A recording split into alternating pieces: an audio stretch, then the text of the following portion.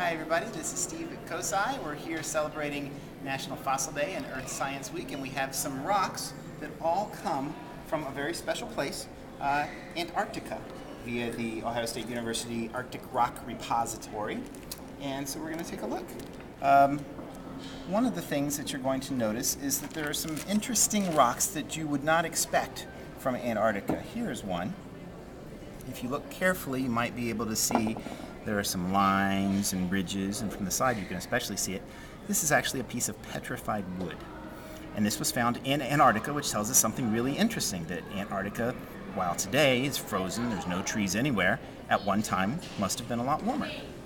We can also tell that by looking at another fossil, and this really is a fossil. It's coal. Coal that was found in Antarctica, of course not just a single tree, but forests and forests of trees that have been squashed over time and compressed, and now they're coal. Maybe even more dramatic than that is this fossil. This is an Ammonite. This is a creature that lived in the waters of Antarctica about 70 million years ago, the time of the dinosaurs. It in life would have looked a little bit like a squid or an octopus with a shell, and its arms would have come out this way, its little tentacles sticking out like that. And that's our fossil Ammonite. This is probably one more, let's do this one over here. This is what's called a Tilllite, and I like this one a lot because it shows something really interesting as well. Tillites are formed by glaciers that melt. So when the glacier melts, it drops off this rock. Well, no, wait, we said Antarctica used to be warmer, but it also used to be colder. So at one time we had large glaciers, they melted and receded, tillites fell out, and we find those in Antarctica, and now of course again it's cold there at this time, and so the glaciers have come back.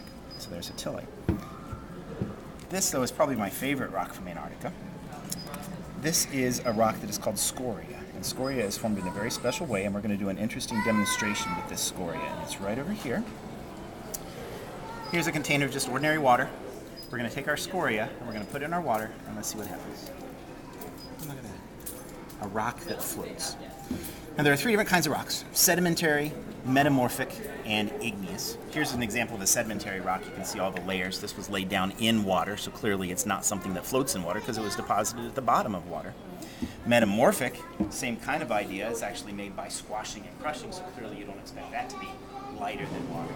So the only thing that's left is igneous, and in fact this is a rock, an igneous rock formed through heat, formed actually in a volcanic explosion.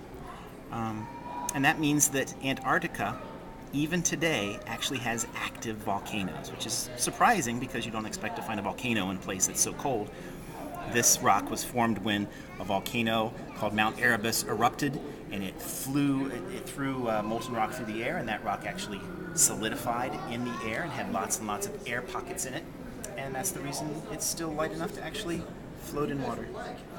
And that's our cart all about Antarctic rocks. Thanks, everybody.